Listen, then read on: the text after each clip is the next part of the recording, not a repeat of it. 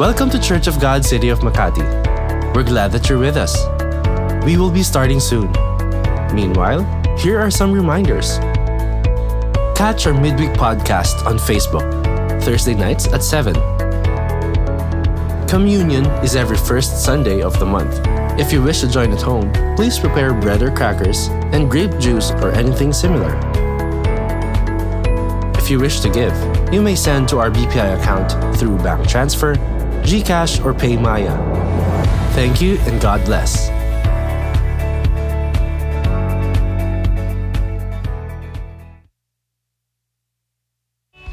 Amen! Good morning po muli sa lahat.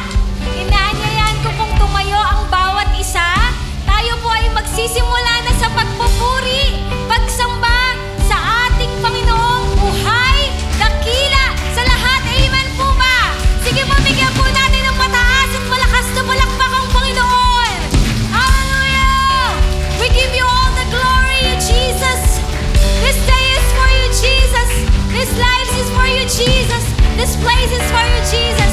All the honor and glory to you.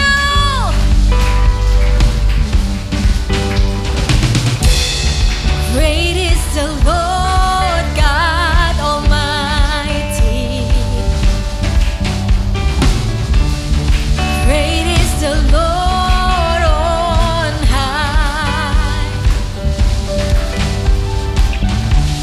The train of His robe fills the temple, and we cry out, highest praise.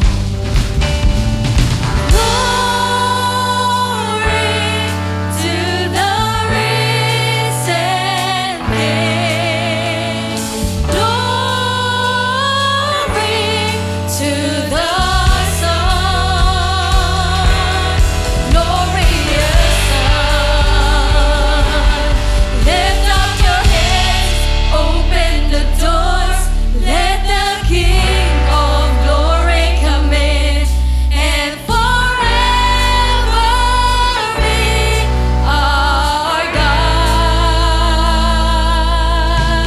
Hey!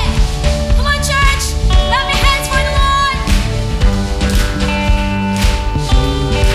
Great is the Lord! Great is the Lord God Almighty. Great is the Lord on high. The train of His robe fills the temple, and we cry out, highest praise. We sing glory, glory to the risen King. Glory to the Son. Glorious Son.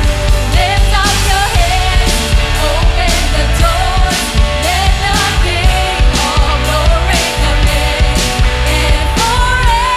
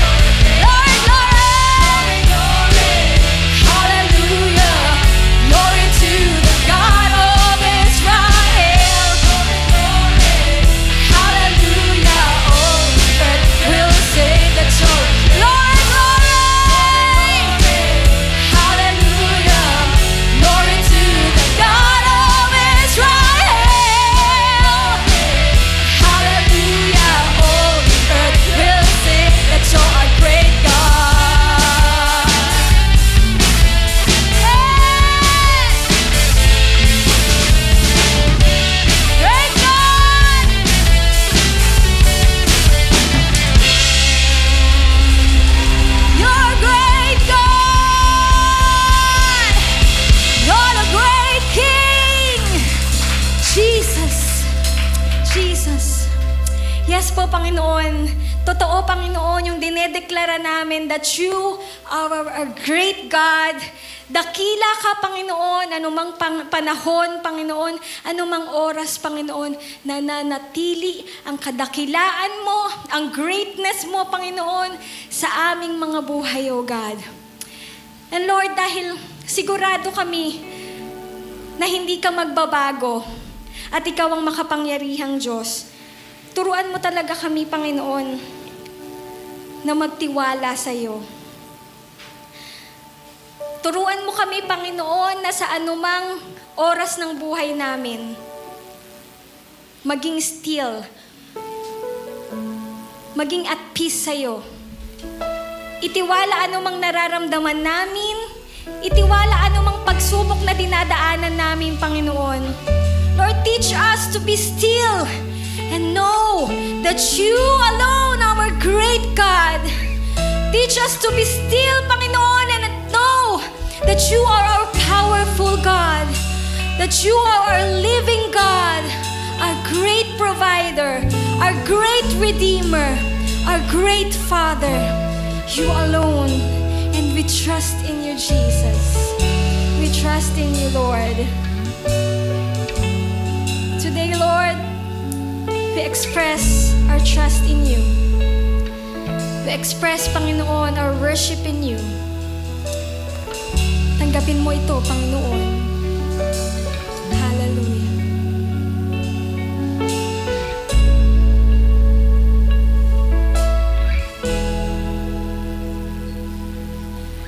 Hide me now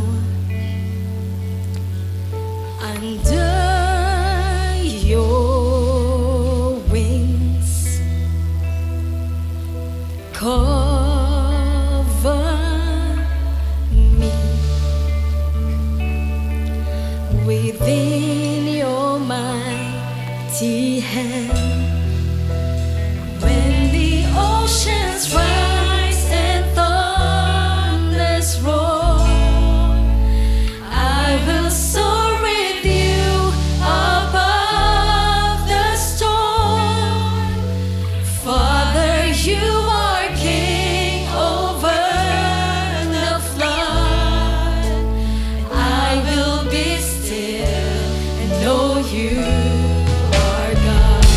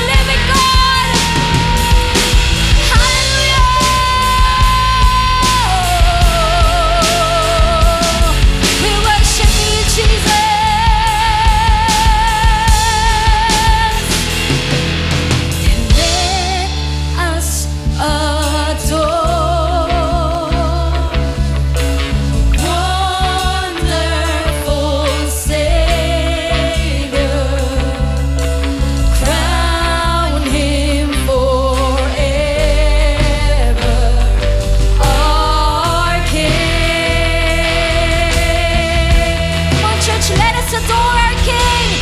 Let us adore. Wonderful Savior, we crown you, Lord, forever, our King. Let us adore. Let us adore our Savior, wonderful Savior. Crown Him forever, our King. We sing glory, glory to God. Let every heart sing, glory to God in the highest.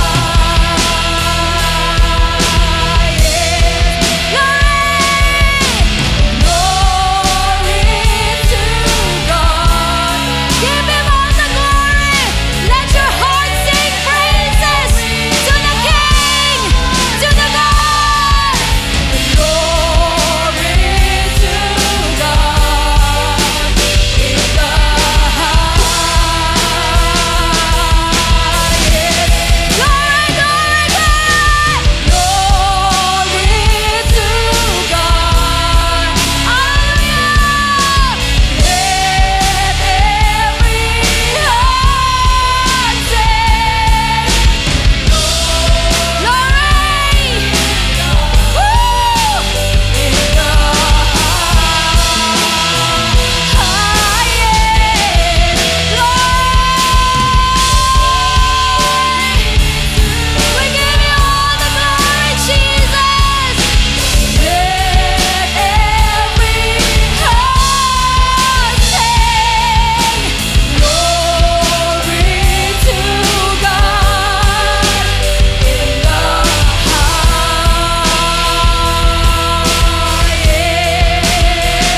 Hallelujah. Glory to Jesus, our one living God. Glory to you, our King, our Master, our Redeemer. You deserve it all, Jesus. All glory, all the honor and praises. Hallelujah. Hallelujah. Hallelujah. Hallelujah. Lord, tunay na napakabuti mo sa buhay namin. You have been so good and so faithful to us, God. Lord, these songs, these words are not enough to express, Lord, how grateful we are for all that you do in our lives. You have been so good, you have been so faithful, and you always will, Panginoon, O God. Lord, we won't allow this day to pass without us giving you the glory that you deserve. Church, naging napakabuti sa iyo ng Panginoon. Kaya wag mong tipirin ang Panginoon. Just open your mouth and begin to praise Him for who He is and for what He has done in your life. Come on, church. This is the moment that the Lord allowed us to have for us to gather as a family, as a church. So lift your voice. Lift your voice in praise. Lift your voice in worship. Subukan mo lang. Ibuka mo yung bibig mo sa Panginoon. Hallelujah. Sige, subukan mo lang. Hallelujah. Hallelujah. Hallelujah. Hallelujah. Hallelujah. Sing glory to God. Glory to God. Let every heart sing. Let every heart sing.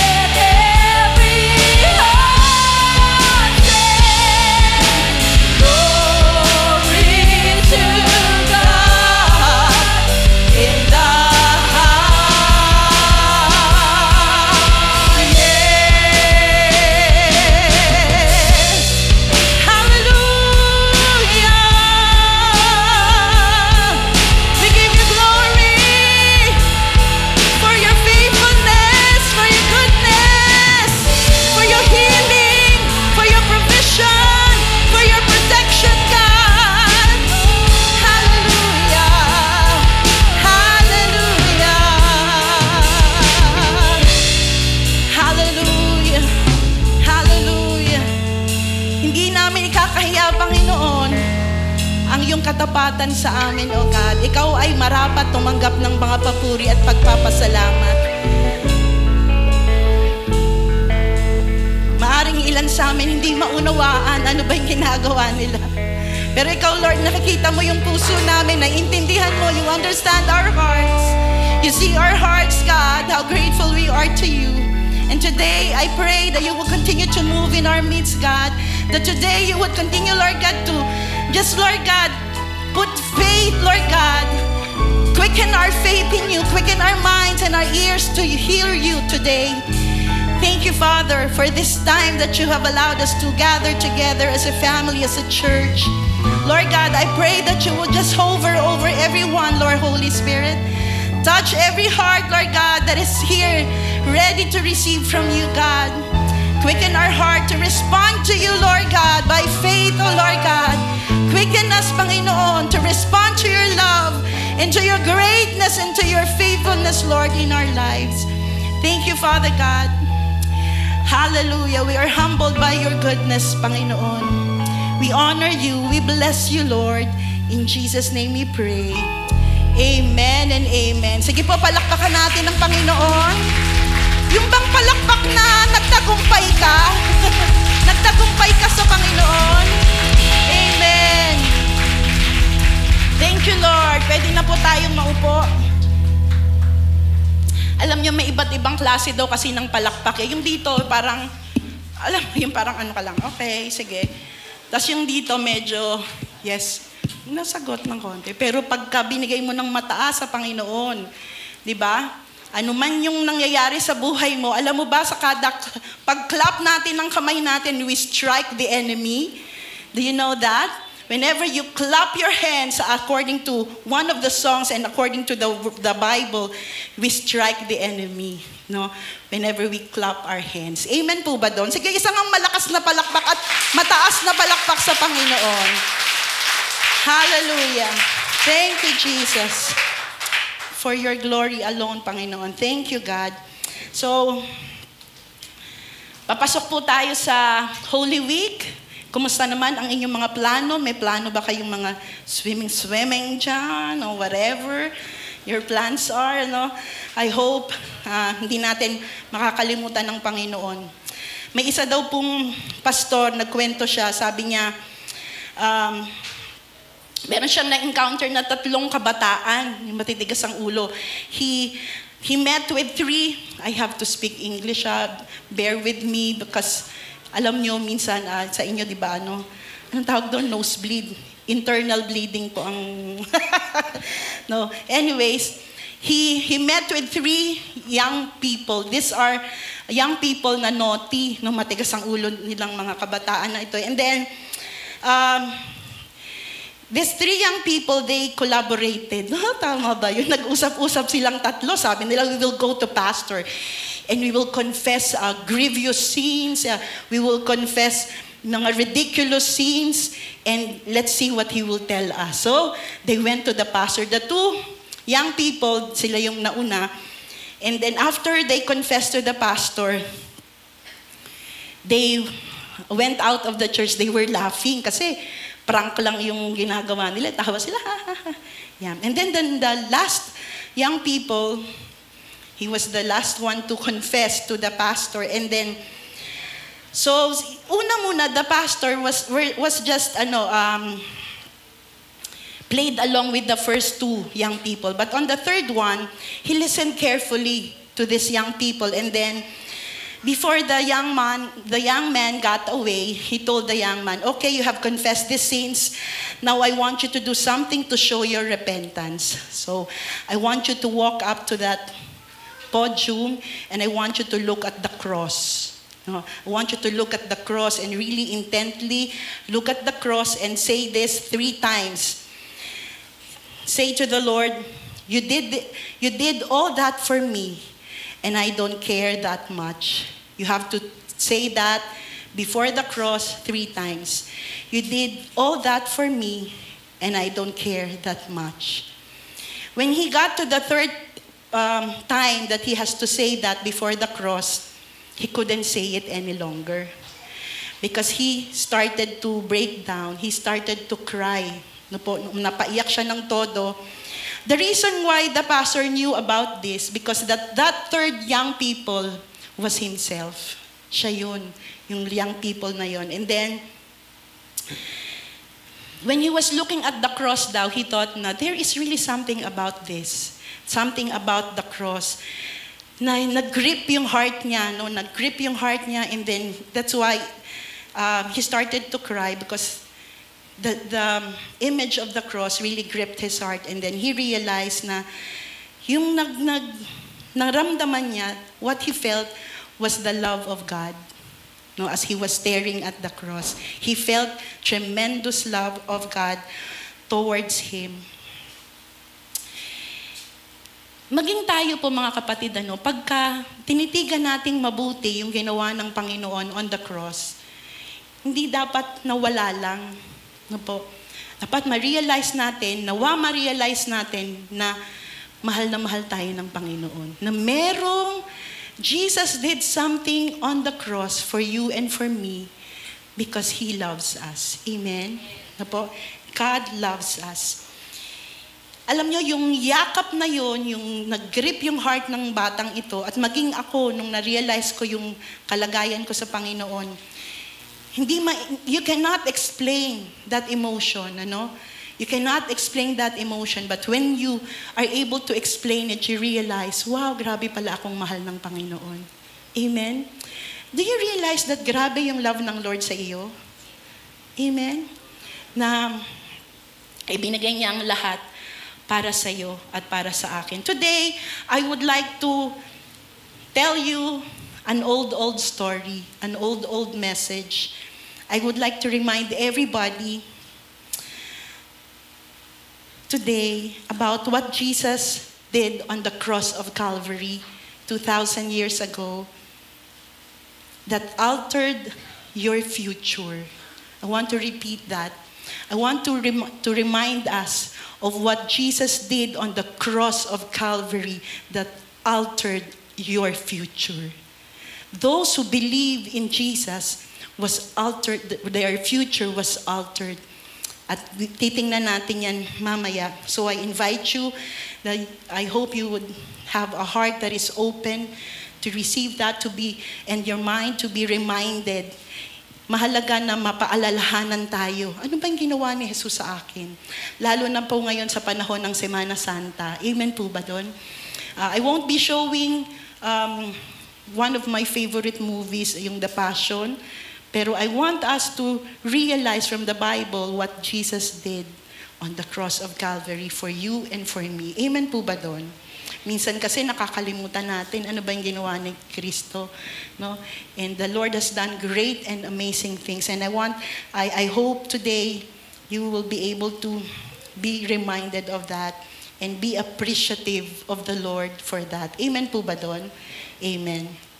Let me read 1 Corinthians 1:17-18. Sabi po dito, for Christ did not send me. Paul was talking here and he was telling the Corinthian church to baptize, but to preach the gospel, not with wisdom of words, lest the cross of Christ should be made of no effect. For the message of the cross is foolishness to those who are perishing. But to us who are being saved, it is the power of God. Shall we pray? Heavenly Father, once more we come before you. We are grateful for you have allowed us to be at church. And we thank you that you would speak to us. Lord, let the simplicity of your word be heard. Lord God, let the power of your word be manifested, Panginoon. For your word declares that it shall not return to you void, but it shall accomplish the purposes why it is being sent. So Lord God, we acknowledge your presence. Ikaw pong kumilo sa aming kalagitnaan. Quicken us if you can, Lord, if you will, Panginoon, Lord God. In the name of Jesus we pray. Amen and amen. Sige, tapikin mo nga yung katabi mo. Sabihin natin sa kanila na pakinggan natin ang salita ng Panginoon. Binibigyan kita ng karapatan, nakalabitin ako pag nakita mong pumipikit na ako. Ayan. Hallelujah. So tingnan po natin, what is the message of the cross? Una, the message of the cross is a strange message. Ito yung kakaibang mensahe. Ito yung kakatuwang mensahe.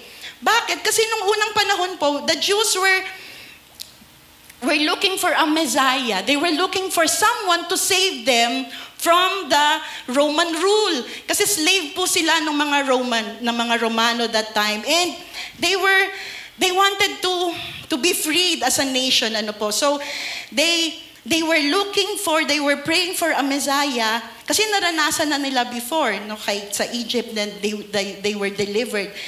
And right now, again, they are under the Roman rule, the Roman yoke, so they wanted to be freed again. And because of that, when Jesus Christ came, di ba lumaki ang Panginoon kasama nila, nakita nila na, kakaiba to si Jesus. Jesus is different. He has such influence. Meron siyang kapangyarihan na kakaiba dun sa mga leaders at that time. So, as his followers grew, people, nagde-desire sila na baka siya na yung magliligtas sa atin. So, kaya madami sa kanila, many of them would follow him and really follow him. Sabi ng Biblia, dahil una, kasi pinapakain sila ni Jesus. Pangalawa, dahil nakita nila yung mga miracles that Jesus were doing. So, they thought na, ito na nga. Pero, ang problema nun, they totally missed the fact that the Messiah would be one who would suffer for the sins of the people. They missed that fact na yung Messiah na ito, na si Jesus, he would be suffering for the sins of the people. Hindi nila inaasahan na yung Messiah ay makikita nila, nabugbog. Nakapako sa krus. Yun yung dumating sa kanila at sila ay hindi nila masyado yung maunawaan. Bakit ganun kung siya yung Messiah? Bakit siya nakahandusa, nakabala, bayubay dyan? Pero alam niyo, ang propeta Isaiah, he already prophesied or foretold about this. And sabi niya sa Isaiah 53, verses 1 to 6, has anyone believed us or seen the mighty power of the Lord in action? Like a young plant or a root that sprouts in dry ground, the servant grew up obeying the Lord. He wasn't some handsome king. Nothing about the way he looked made him attractive to us. He was hated and rejected. His life was filled with sorrow and terrible suffering. No one wanted to look at him. We despised him and said, he is a nobody. He suffered and endured great pain for us. But we thought his suffering was punishment from God. He was wounded and crushed, na sinugatan daw at dinurog ang Panginoon because of our sins. By taking our punishment, he made us completely well. All of us were like sheep that had wandered off. We had each gone our own way, but the Lord gave him the punishment we deserve. Dapat tayo yun. Pero saan napunta? Binigay sa ating Panginoon. The message of the cross is a strange message, kakatuwa, kakaiba, to those who have never experienced the power of the cross. It is something foolish for them, sabi ng salita ng Panginoon, because they have not fully understood ano ba yung ginawa ni Jesus for them. Just like now, di ba, makikita niyo po kung ano yung mga ginagawa na foolishness ng mga kahangalan na ginagawa ng mga tao para maabot nila yung kaligtasan nila. Pero hindi ganun. Yung mensahe ng cross ng Panginoon. Amen po ba doon? Sabi dito ng 1 Corinthians 1:21 to 24, for God in His wisdom made it impossible for people to know Him by means of their own wisdom. Hindi sa pamamagitan ng talino. Instead, by means of the so-called foolish message we preach. God decided to save those who believe. No po? Jews want miracles for proof, and Greeks looks for wisdom. Greeks look for wisdom. As for us, we proclaim the crucified Christ, a message that is offensive to the Jews and nonsense to the Gentiles. But For those whom God has called, both Jews and Gentiles, the message is Christ, who is the power of God and the wisdom of God.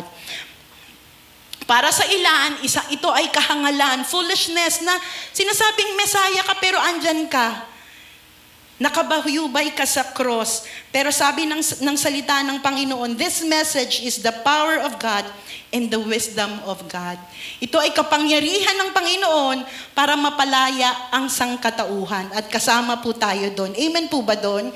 Noong ngayong umaga, ulit-ulitin ko, nawa ma-remind tayo, mapaalalahanan tayo sa ginawa ng Panginoon doon sa cross ng Kalbaryo. Kakaiba siya, strange siya sa madami, para sa kanila foolishness ito, pero ito ang nagpapalaya sa atin. Ang magandang balita, ang mensahe ng cross ng Calvary, ang nagpalaya sa atin mula sa ating mga kalalagayan. Amen po ba? Amen. Ang pangalawa, so ito ay isang strange message or kakaibang mensahe. Also, it is a shocking message. The message of the cross is a shocking message. Kasi ito yung makikita natin na si Jesucristo ay, He was really tortured. Talagang binugbog ang ating Panginoon. Nakaranas siya ng matinding pasakit sa kanyang katawan. Hindi natin kayang i-explain, mga kapatid, kung ano yung pinagdaanan ng ating Panginoon. Yung sakit na in-endure niya on the cross. Hallelujah. Kaya payagan niyo po akong i-refresh ang inyong minds to be reminded, ano ba yung pinagdaanan ni Kristo na dapat ikaw at ako yung babata, pero kinuha niya dahil mahal niya tayo. Amen? Una, He was scourged, whipped, o binugbog. Yun po yung pinagdaanan ng Panginoon.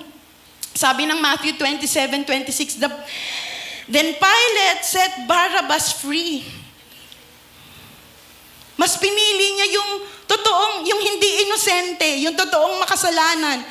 Pinili ni Pilato para maging malaya. And after he had Jesus whipped, pinagpalu-palo ang Panginoon, He handed Him over to be crucified.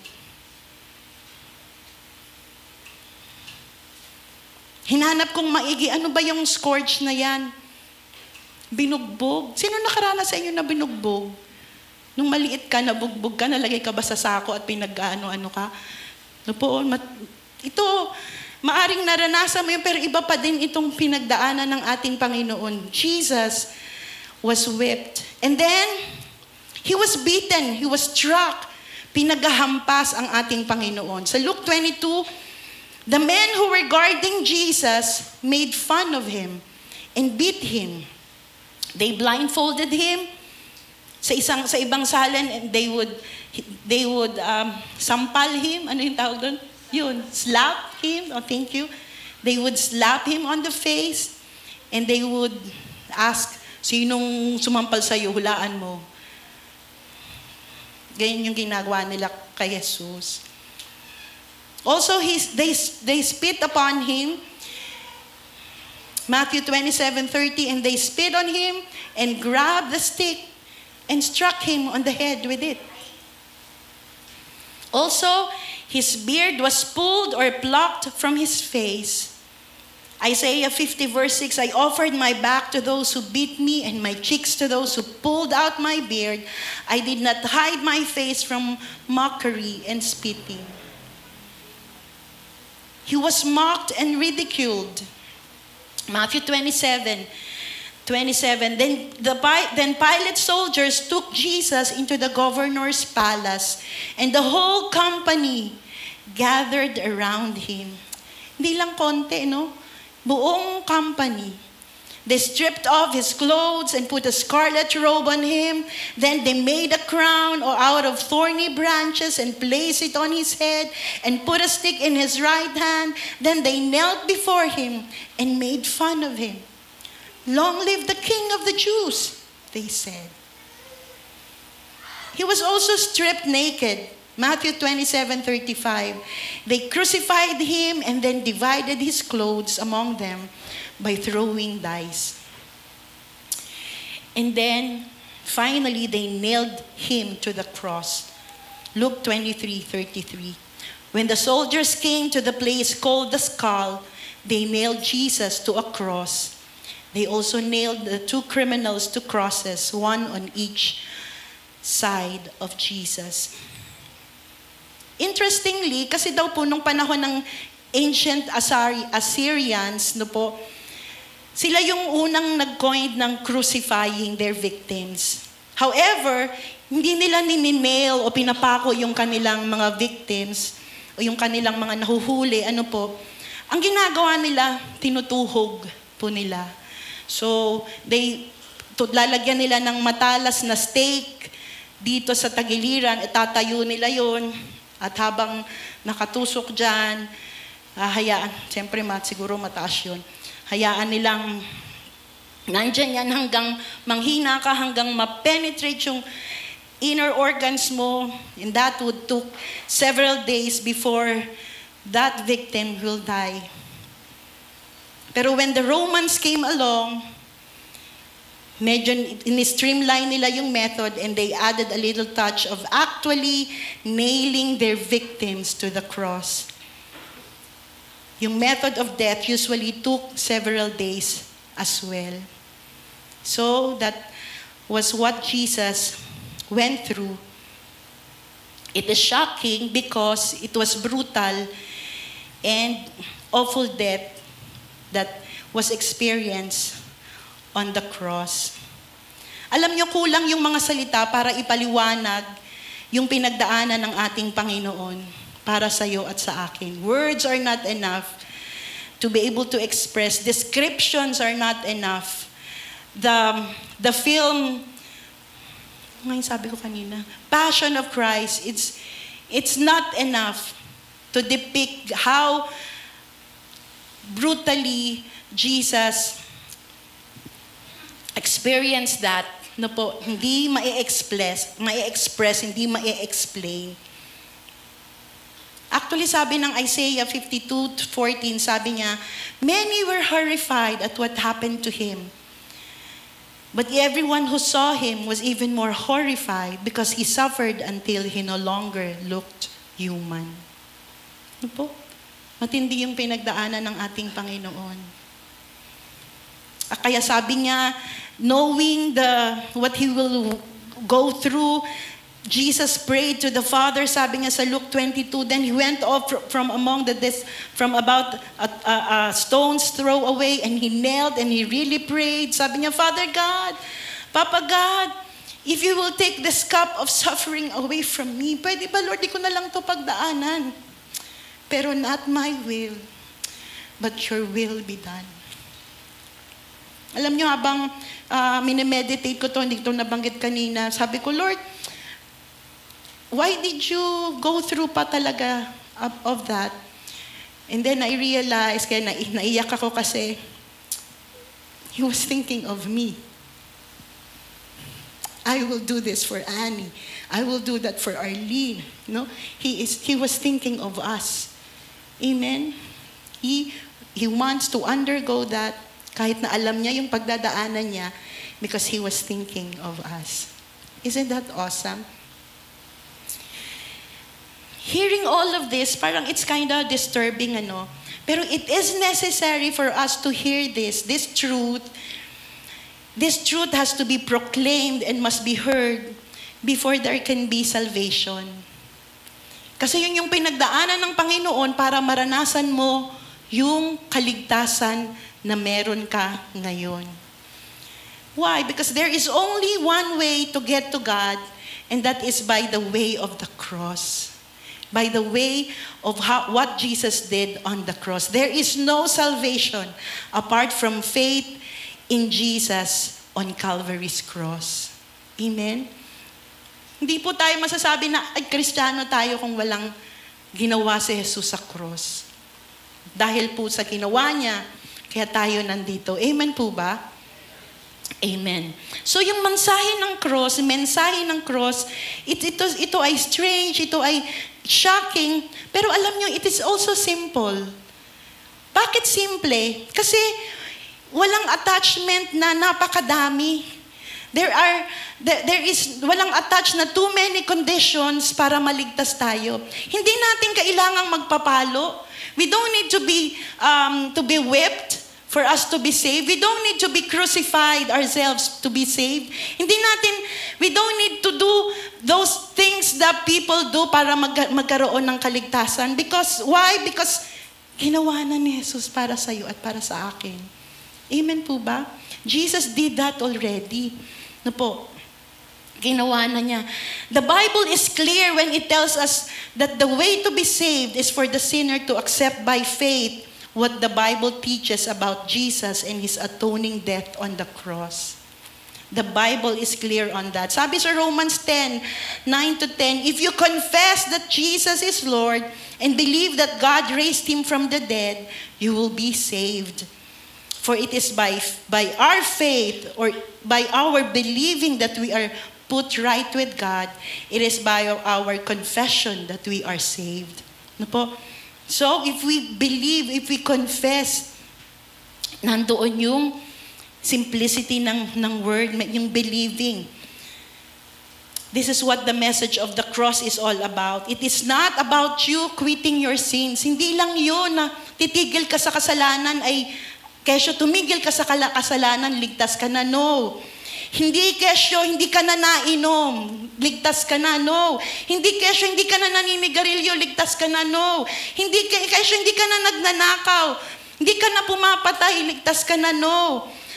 Masasabi na may kaligtasan tayo because of your faith in Jesus Christ. Amen? Yung ginawa na yun ng Panginoon sa cross ng Kalbaryo. It is not about turning over a new leaf or nagbagong buhay ka na, mabait ka na, masasabing ligtas ka. No, it's about placing your faith in Jesus and Him alone for salvation. Amen?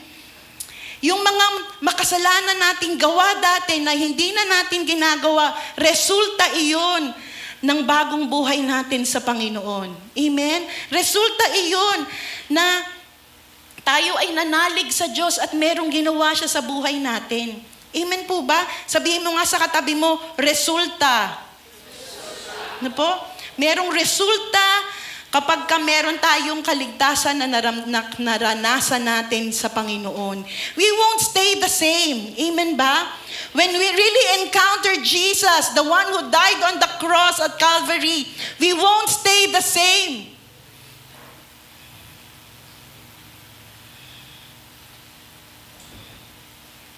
Merong pagbabago. Amen po ba? There is change in us. Hallelujah. There is change in us because of what Jesus did on Calvary. So that is the message of the cross. So ano bang purpose? Bakit ba may cross? Bakit ba inalaw yan ng Panginoon? Una, to make a statement. Mula pa noon sa Old Testament hanggang sa kasalukuyan, nais ng Panginoon na sabihin niya ito sa atin. At ano yung gusto niyang sabihin sa atin sa Romans 5, 6, and 8? When we were utterly helpless, wala tayong magawa. No po, Christ came at just the right time and died for us sinners. Now, most people would not be willing to die for an upright person. Though someone might perhaps be willing to die for a person who is especially good. But God, hallelujah, but God showed His great love for us. Ipinadama niya yung dakilang pag-ibig niya sa atin by sending Christ to die for us. Hindi nung magaling tayo, hindi yung mababait na tayo. Sabi diyan, while we were still sinners, no? Pinakita ng Panginoon, ng Diyos Ama ang kanyang pagmamahal by sending Christ in our place while we were still sinners. So ang cross, in Christ's death on the cross, God was able to declare boldly for all to see His boundless, matchless love for the lost. The cross is God's statement of love to the world. Yung cross po ay pagpapahayag na ikaw at ako ay mahal ng Panginoon. Amen? Sabihin mo nga sa katabi mo, tayo ay mahal ng Diyos. Minsan nararamdaman natin, hindi ko nararamdaman na mahal ako ng Panginoon. Pero balikan mo, no? Reminder sa atin ito, balikan natin yung cross ng Kalbaryo nang sa ganun magising muli tayo na, mahal pala ako ng Panginoon. Amen? If you feel unloved, I want to encourage you, you are loved. You are loved by God. You are loved by God. Hallelujah. So He wants to make a statement. So ano pang purpose ng cross? To provide salvation. Hallelujah. To provide salvation. The Bible tells us that there is no other way to cleanse sin. Walang ibang kaparaanan para malinis sa ating mga kasalanan. But through the sacrifice of an innocent one for the guilty one, doon nagkakaroon ng paglilinis ng kasalanan. Sabi sa Hebrews 9:22, in fact, according to the law of Moses, nearly everything was purified with blood. So lahat daw po dadaan na merong sprinkle o yung merong pagbububo ng dugo. For without the shedding of blood, there is no forgiveness of sin, or there is no forgiveness.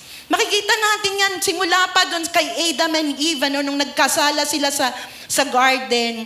At ganun din yung nagko-continue ito all through the days of the tabernacle and the temple, if you would read the Old Testament books of the Bible. Doon makikita natin yung sin was atoned for by the blood of sheep, by the blood of bulls, by the blood of goats. But the sins were never taken away. No po, nakukover lamang. Pansamantala lang yung kanilang nararanasan ng pagka-cleanse dahil sa dugo ng mga hayop. But, however, the Lord Jesus, when Jesus went to the cross and died for our sins, for the sins of humanity, when He died, His death on the cross forever settled the sin debt of man. Amen? He forever settled. He completely has forgiven the sins of man. Hallelujah. Nung sa ginawa ni Jesus sa cross, kapatid, yung kasalanan mo at kasalanan ko ay hinugasan ng Diyos, pinatawad ng Panginoon. Amen po? Hallelujah.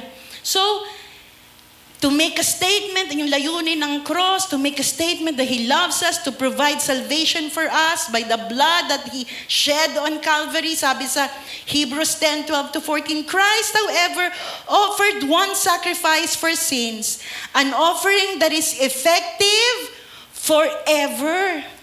Amen. Yung ginawa niya, it is forever. And then He sat down at the right side of God.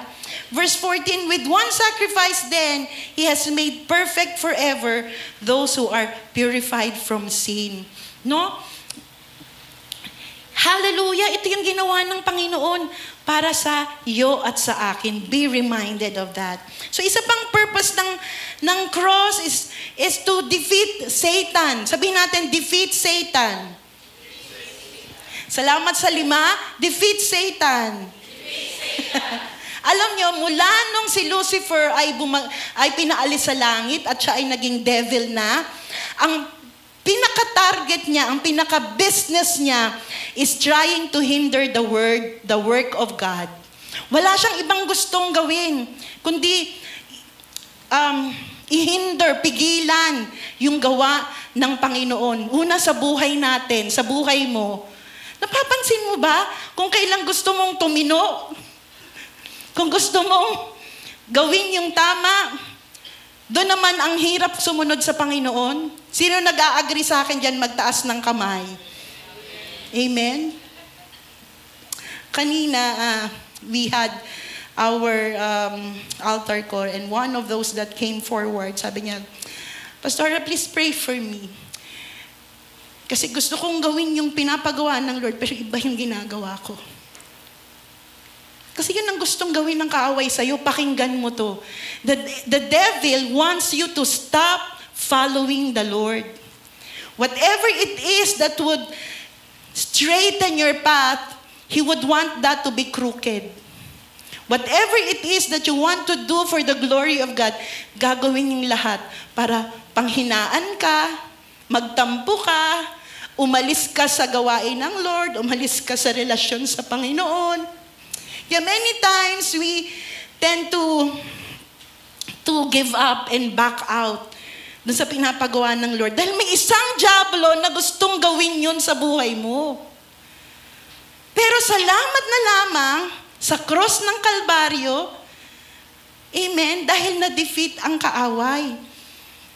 Amen ba doon? Magandang bagay ba yun? Na yung aali-aligid sa'yo, talunan na yun. Pustiso na lang yung ngipin nun. Ouch. No po? Di ba? Sabi ng Efeso, ito yung gawa niya. Ito yung gawa ng diablo. Once you were dead, because of your disobedience. Dati daw tayong patay kasi hindi tayo masunurin. And your many sins, because of your disobedience and many sins, you used to live in sin. Just like the rest of the world, obeying the devil. Wow! Ang sinusunod pala natin dati ang diablo. No po? Nag-a-agree ba kayo doon? Kasi naalala ko yung buhay ko dati, ganun eh.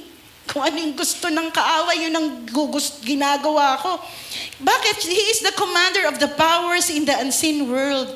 He is the spirit at work in the hearts of those who refuse to obey God. Hallelujah. When you refuse to obey God, there is a devil that is at work. Gusto kong ulitin yan, pakinggan mo. Kapag umaayaw ka sa pagsunod sa Panginoon, may diablo na kumikilos dyan. Amen? There is a devil at work. Hallelujah. When we refuse to obey God, all of us used to live that way, following the passionate desires and inclinations of our sinful nature. Sinusunod natin yung sinful nature natin, yung gusto natin. Hindi yung kalooban ng Panginoon. May diablo palang gumagalaw doon. May diablo palang bumubulong doon. May diablo palang nagbibigay ng mga problema para lumayo tayo sa Panginoon. By our very nature, we were subject to God's anger, just like everyone else. Na po? Subject daw tayo sa galit ng Panginoon. But, gusto ko yung but eh. Napakadami sa Bible. Nung isang araw, nag-search ako, ang daming, yung but God. Ibig sabihin, merong pagharang yung Panginoon, pagbibigay ng daan ng Panginoon. No? Tinutulungan talaga tayo ng Panginoon. Amen ba doon? But God, sabi diyan, but when Jesus went to the cross, hallelujah, sabi ng diablo, nako, victorious ako ngayon. Kasi nung napunta si Jesus sa cross, sabi ni Jesus, it is finished. No, sabi ni Jesus, tapos na. So tuwan-tuwa siguro ang diablo. Wow. Pero kung hindi niya siguro pinakinggang maigi, maybe he thought, yung sinabi ni Jesus, I am finished. Kung sa Tagalog pa, tapos na ako, wala na.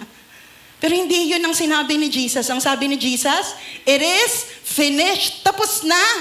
Na po, tapos na, tetelestai sa original. Kasi alam nyo, when Jesus died on the cross, He did not die to stay dead. Yun yung Kristo natin. Hallelujah. Hindi na natiling patay ang ating Jesus. Because on the third day, ano sabi ng Bible? He rose again. Hallelujah. The Bible tells us that the victory over the devil is found in the blood of the Lamb and in the resurrection power of the Lord Jesus Christ. Kapatid, no, defeated na ang kaaway, kaya huwag na tayong magpaalipin sa kanyang gawa sa buhay natin. Amen po ba? Sabihin mo sa katabi mo, huwag tayong magpaalipin sa kaaway. No, we need to be reminded of that. Today, we are not to be under the deception of the enemy. Sabi ng Revelation verse 12:11, and they have defeated him, Satan, by the blood of the Lamb and by their testimony. Natalo daw ang kaaway by the blood, sa dugo ni Jesucristo and sa testimony natin. Ano pa po ba yung mga pinapahayag natin? Yun yung nakaka-defeat sa gawa ng kaaway. Amen? Si Satan, defeated na siya. Pwede siyang mag-roar, no, bilang ferocious lion. And he will always try to keep us from following God. Yan po, trabaho niya talaga yan. Amen? Hindi tayo susunod sa pinapagawa niya sa atin. Amen? Dahil tayo mga pinalaya na ng Panginoon. Amen po ba doon? Amen. Susundin natin ang ating Panginoon. Hallelujah. He has been defeated by the power of God, and we do not need to remain in prison this morning. Amen?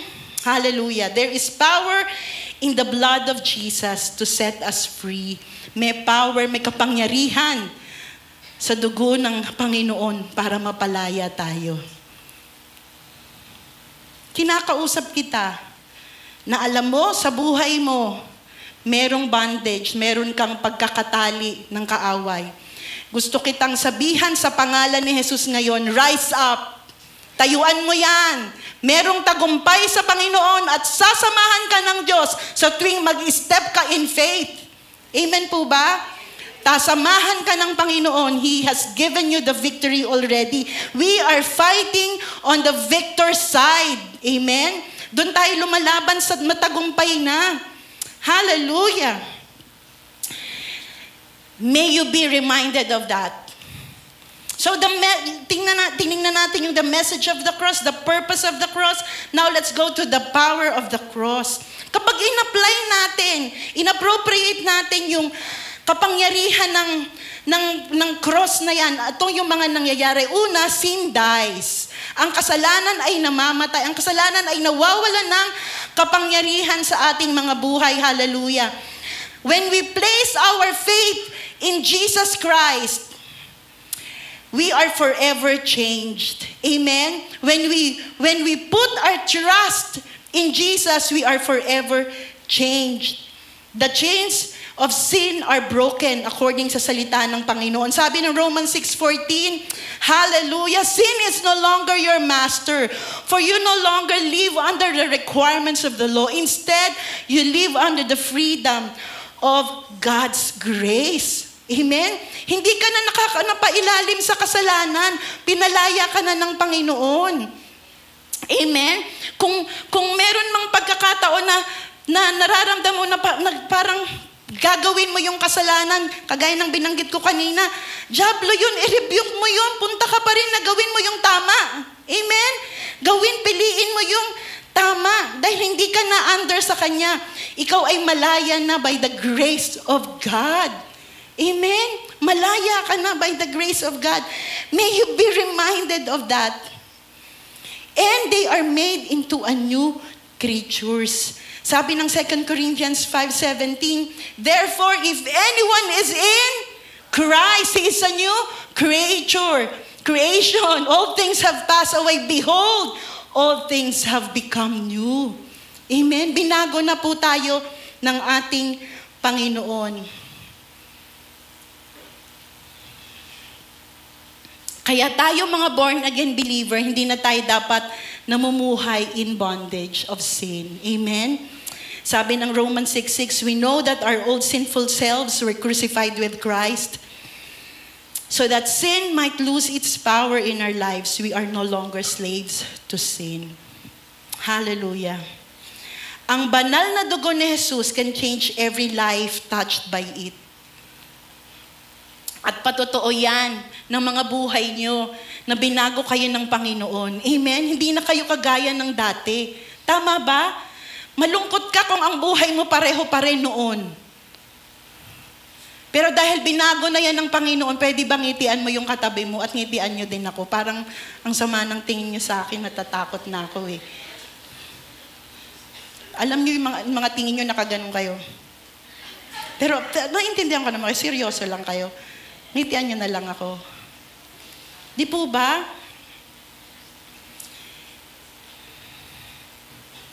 Salamat sa Diyos at binago niya ang buhay natin. Amen? Hindi na tayo kagaya ng dati. At naniniwala ako, walang masaya dito na ang buhay niya. Kung di ka man makaalis sa dati, alam ko hindi ka masaya. Tama? Kasi walang masaya doon sa buhay na puno ng kasalanan, puno ng kaguluhan. Pero pinalaya ka na doon ng Panginoon. Amen?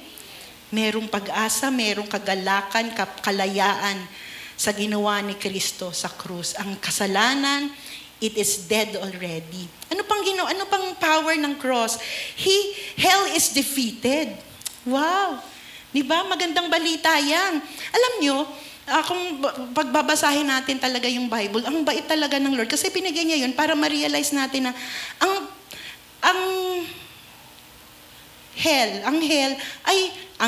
the hell, ginawa po yun para sa angels, no po, para sa kanila. Ginawa yun. At tapos, gusto ng dyablo na isama din tayo dun. No po? Pero kung babasahin talaga natin, kaya binigay ni Jesus yung buhay niya para hindi tayo doon mapunta. Ewan ko sa'yo kung excited ka pumunta doon. Ako, ayoko talaga. Diba? Talaga po. There are times in my life na I would really cry to God, Lord, I really don't want to go to hell. I really don't want to go to hell. I guess you don't want to go there too, right? Of course. Jesus provided a way for us. It's Jesus. It's Jesus. Kasi hell is defeated already. Walang blood-washed, blood-bought na tao will ever experience the flames and fires of hell. Kapag nabili na tayo, kapag nalinisan na tayo ng blood ng Panginoon. Sabi ng John 5:24, I tell you the truth, those who listen to my message and believe in God who sent me have eternal life. Jesus talking here. They will never be condemned for their sins, but they have already passed from death to life. Isn't that awesome? And Romans 8:1, isa sa favorite ko po. So now there is therefore no condemnation for those who are in Christ Jesus. Amen? Kung ang dyablo kinokondena pa rin tayo, si Jesus hindi po tayo kinokondem. Amen? So, sin dies, hell is defeated, and then heaven is delivered. Ano, binibigay po sa atin. The blood is the key that unlocks the gates of glory. When the blood is applied because of the cross, the child of God becomes instantly destined for eternity in heaven with the Lord. Pangako yan sa mga mananampalataya. Meron kang langit na pupuntahan. Amen? Ewan ko sa'yo kung gusto mo lang dito. Ako ayoko, gusto kong pumunta sa langit. Amen po ba doon? Amen. Sino dito ang gustong umuwi doon sa bahay na ginawa ng Diyos para sa Kanya? Amen. Salamat sa... sige. Sabi po ng John, si Jesus nagsasalita, don't let your hearts be troubled. Trust in God, trust also in me. There is more than enough room in my Father's home. If this were not so, I would I have told you that I'm going to prepare a place for you? When everything is ready, I will come and get you, so that you will always be with me wherever I am. Isn't that awesome? No? May hinahandang magandang bahay ang Diyos para sa atin. Sabi mo nga sa katabi mo, may bahay tayo sa langit. Uy, dapat may kausap ka. Ano naman kayo? Find somebody to talk to. Tell that person, I'm happy that I have a home in heaven.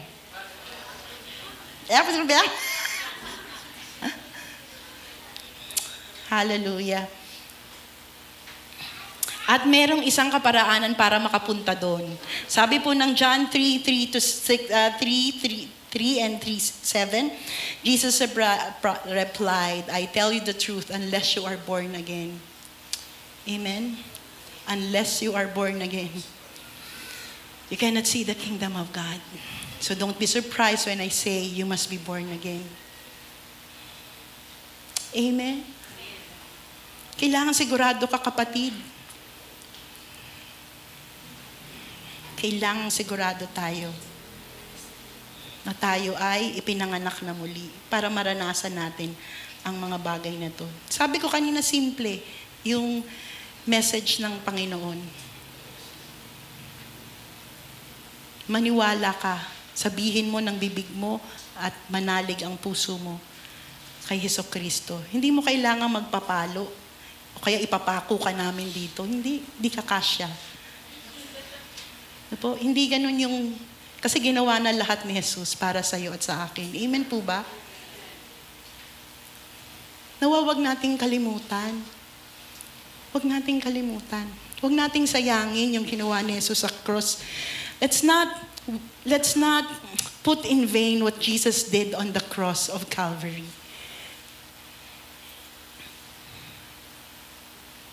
He did that because He values each one of us. Amen?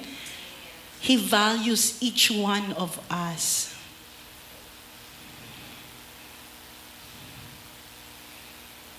Isang gabi, may isang evangelist, si John Wesley, and after a nightly service, he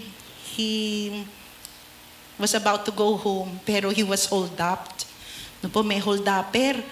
Pero natawa yung hold-upper kasi yung laman ng bulsa ni John Wesley, kakaunting pera.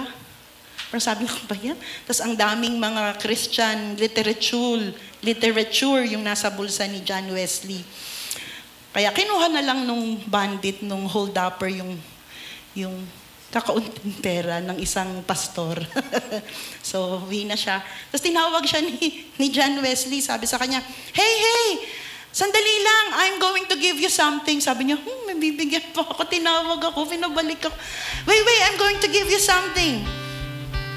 Sabi niya, so na-surprise yung hold-upper. Sabi ni John Wesley, you may live to regret this sort of life. And if you ever do, here's something to remember. Pwedeng pag magsisi ka sa mga ginagawa mo ito, pero tandaan mo ito yung isang bagay na tandaan mo. Sabi niya, the blood of Jesus Christ cleanses us from all sin. Yun yung iniwan niya dun sa hold-upper. The blood, darating ang araw, maaring magsisi ka, and I want you to remember this. The blood of Jesus Christ cleanses us from all sin. Nagmamadali yung hold-upper na makalayo. At habang papalayo siya, John Wesley prayed for him, Lord, let that word bring fruit. Do something, Lord, with that word. Years later, at the service, after the service, John Wesley was at the door shaking hands with those people that attended the church. And then, a stranger approached him and he was surprised to realize that this person, now a believer and a successful businessman, was the one who robbed him. No? Sabi ng taong ito kay John Wesley, sabi niya, I owe it all to you. Pero sabi na ni John Wesley, no, my friend, not to me, but to the precious blood of Jesus Christ. You owe this. No? Has the blood been applied to your life? Is your name written down in heaven? Nakasulat ba sa langit ang pangalan mo? Na-apply ba sa buhay mo yung dugo ng Panginoon? Is your faith in Jesus? Is your faith in Jesus and in Him alone? Ang gandang paalala sa atin, ngayong umaga, what a reminder for us this Holy Week season. Ngayong Holy Week season, huwag sana natin na ma-miss out na magpasalamat sa Panginoon. Maaring may plano kayo na bakasyon o ano man yung gagawin nyo ng pamilya, please don't miss out gathering together and thanking God for the things that He has done for you and your whole family. If we would just enumerate the goodness of God, it would all be grabe siguro yung pagpapasalamat natin. Amen? Please don't miss out yung pagpapasalamat sa pagtubos sa atin ng Panginoon, sa pagtubos sa iyo ng Panginoon, sa pagkakaroon mo ng buhay na walang hanggan, sa ginawa niya para sa iyo. Amen? Oo, may problema tayo, hindi mawawala. Sabi ng Panginoon yun eh. In this world, you will have hardship. Pero sabi niya, take heart, I have overcome the world. Sabi ni Jesus, napagtagumpayan ko. So, mapapagtagumpayan natin. Actually, patindi pa ng patindi.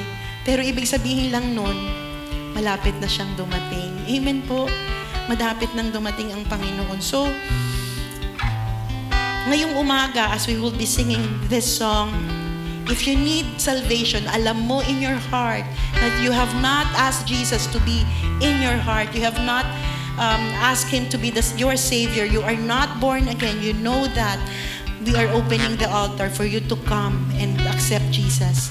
If you need to come and get your walk with God straightened out, kasi alam mo, balubaluktot ka ngayon kung ano-ano mga pinagagawa mo, pinapayagan mo yung diablo na masunod kaysa yung kalooban ng Panginoon at yung hakbang mo ay hindi mo na malayan.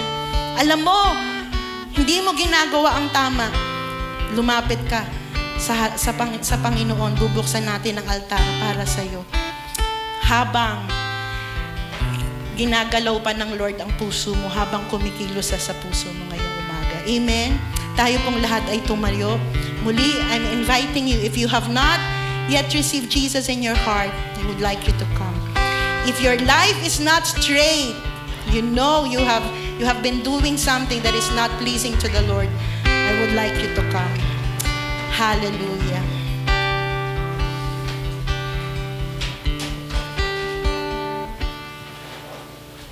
Thank you for the cross, Lord. Thank you for the price you paid, bearing all my sin and shame. In love you came and gave amazing grace. Thank you for this love, Lord. Thank you for the nail-pierced hands. Wash me in your cleansing flow. Now all I know, your forgiveness and embrace. Worthy is the Lamb seated on the throne. Crown you now with many crowns. You reign victorious,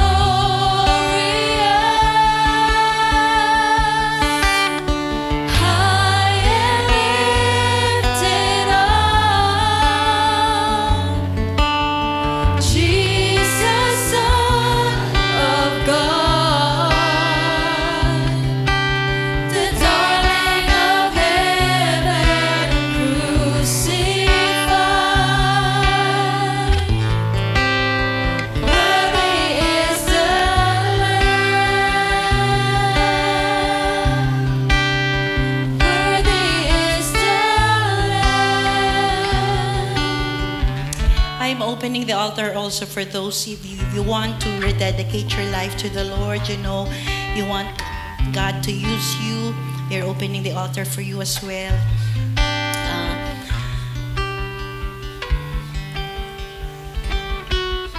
Let the victory of God be manifested in our lives. If you want to just dedicate that to God.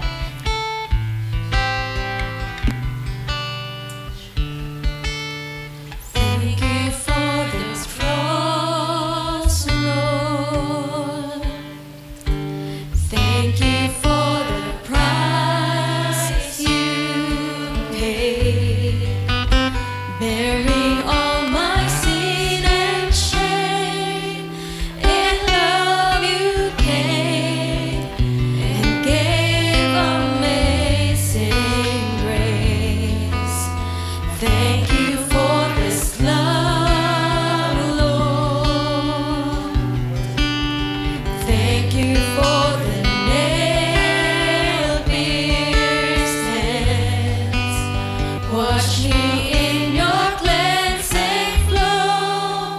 Now all I know, your forgiveness and embrace. Worthy is the Lamb seated on the throne.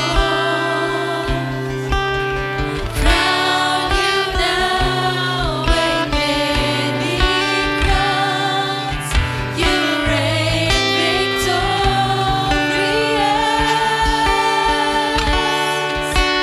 High and lifted up, Jesus, Son of God, the darling of heaven, crucified. Worthy is the Lamb. Worthy is the Lamb.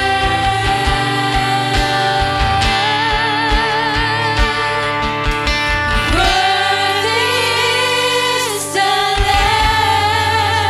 Pwede ba itaas natin ang kamay sa Panginoon? Seated on the throne. Salamat, Lord. We crown you now with many crowns. You reign victorious.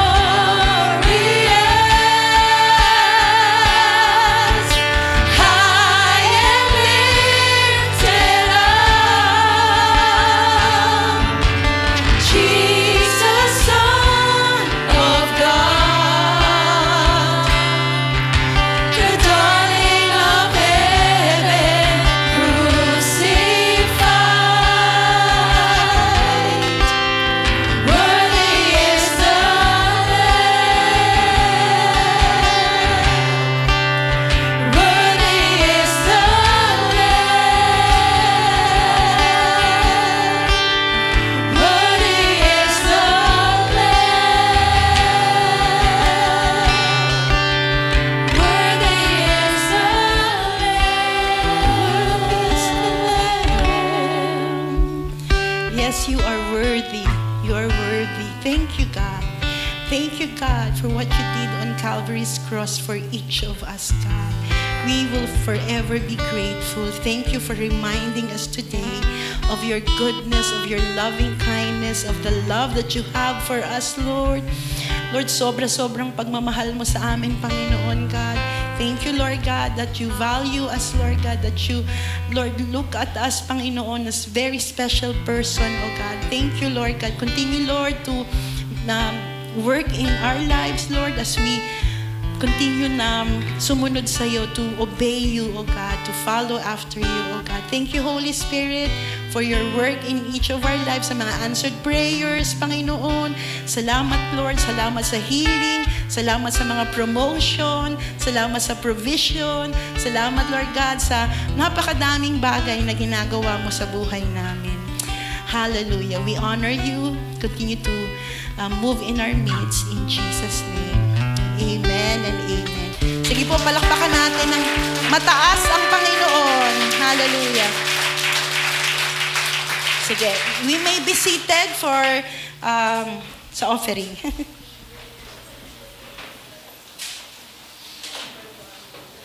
Congratulations. Thank you po. Thank you. Amen. Pinagpala po ang lahat sa mensahe ng Panginoon sa ating umaga. Amen po ba? Ayan. Gising po ang lahat.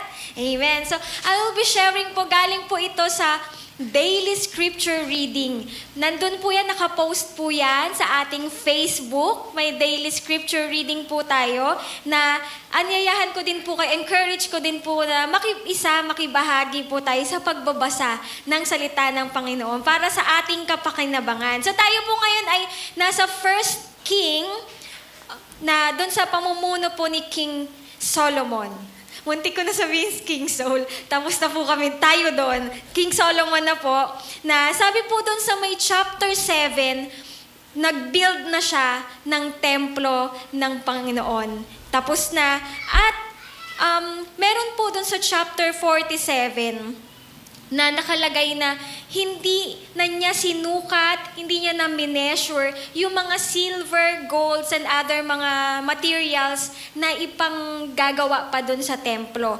Which is, nakita ko po doon na ang perspective po ni King Solomon ay hindi niya na po tinipid o hindi niya na binilang, hindi niya na pinanghinayangan yung mga ibibigay niya para doon sa templo. Sabi po doon sa verse 51, when all the work King Solomon had done for the temple of the Lord was finished, he brought in the things his father David had dedicated, the silver and gold and the furnishings, and he placed them in the treasuries of the Lord's temple. Si King Solomon po, he honored the Lord with everything na meron siya sa current niya and with everything that his father, King David, na dinedicate para sa Panginoon at dinala po iyon sa templo. Ganon din po tayo sa pagbibigay natin kung ano man po yung treasures natin, nararapat lang po, karapat-dapat po ang Panginoon na ibigay po natin ano man yung mga treasures natin sa Panginoon at i-prioritize po natin ang templo ng Panginoon. Kaysa po, katulad po kay King Solomon, nauna po sa chapter 7, binild niya po yung temple. And sa chapter 8, sa kanya pa lang po binild yung kanyang palasyo. Ganon din po, i-prioritize po nawa natin na i-build ang kingdom ng Panginoon, ang templo ng Panginoon, bago po sana natin ipigay yung kung ano man yung mga kagustuhan natin na maigastos. So, sige, ganito na yung, di ba? Na mai-spend natin, yung kayamanan natin, unahin nating mai-spend para sa Panginoon kaysa dun sa sarili natin. And sa chapter 8, verse 5 there, before the Ark of the Covenant po, nung natapos na yung templo, King Solomon and the entire community of Israel, yung buong Israel po, sacrifice so many sheep, goats, and cattle that no one could keep count. Sa sobrang dami po nilang offering, sama-sama, hindi na po nila mabilang sa dami. At ano po yung next na nangyari sa verse 11? The priest could not continue their service because of the cloud, for the glorious presence of the Lord filled the temple. Amen po. Nakita po natin yung pagkakasunod-sunod. Pagkatapos po mag-offer ng lahat ng buong Israel, nalugod po ang Panginoon. Kaya po ang presensya ng Panginoon ay bumaba at sinamahan sila sa oras na iyon, sa event na iyon. At nawa po, sa oras po na ito, wala man tayong makita physically na cloud na bumababa, pero ang presensya po ng Panginoon, naisin po natin na babaan tayo. Yung pagpapala po ng Panginoon, naisin natin na makasama natin, makamit natin. At bago po yan, kailangan ibibigay po natin yung marapat na offering natin sa Panginoon. Dahil kapag na-please po ang Panginoon sa pagbibigay natin, bababaan tayo ng presensya at pagpapala niya. Dito po sa account na to, nakita ko po yung, at may ninote po ako dito, ang gawin po nawa natin kapag tayo ay nagbibigay sa Panginoon, ay pagtatapat, hindi pagtitipid. Di ba po? Pagtatapat, hindi pagtitipid. Wag po nating baligtirin yun. Di ba? Kailangan magtatapat tayo sa Panginoon sa pagbibigay. Ano man yan? Salapi man yan? Oras man yan, paglilingkod po yan, pagtatapat ang gagawin natin, hindi yun, ikausap pa ako. Thank you po. At bigay natin ang ating kaloob sa Panginoon. Panalangin po natin. Hallelujah.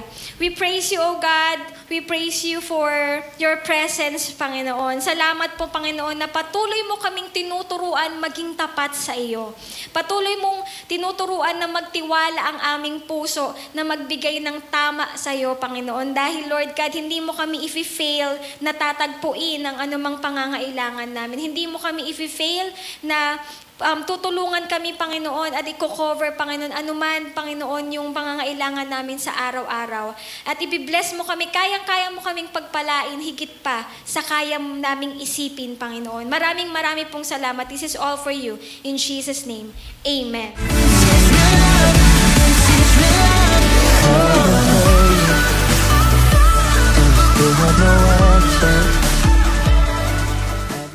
Yan.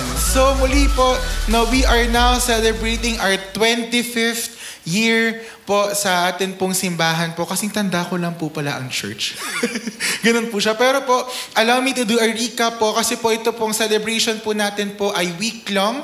Ate Pearl, pwedeng pa next ako ng slide. Ayan po, our celebration for this year will be 1 week long from April 1 to April 7 po. Ano-ano po ba yung gagawin po natin po, no? For April 1, recap ko lang po, meron po tayong community clean-up drive. Ayan po, sa mga gusto po na sumali po sa paglinis, yan, mga mahilig po maglinis dyan. Ang atin pong community cleanup drive po would be from 6 a.m. to 8 a.m. Dito lang po around the vicinity of the church. And then from 9 a.m. to 11 a.m. tayo naman po yung maglilinis po dito sa loob ng simbahan po. At ang pinakamagandang bagay po na nakita ko po dyan sa poster na yan ay free lunch. Thank you, Lord. Diba po? Masarap po yan, promise. Pero bukod po sa free lunch po, no, maging kaisa po tayo ng atin pong clean up drive po. Kung kayo po ay hindi pa po nakakapagpa-register at available on that day, please do come to our ushers. Sila po ay may registration form po para po sa inyo at makakasama po kayo sa atin pong clean up drive. Ayan po, ano po meron po sa April 2 naman, meron po tayong free legal consultation. Ano pa flash po na schedule sa ating screen. As part of our anniversary celebration po, we have a free legal consultation po sa mga nangangailangan.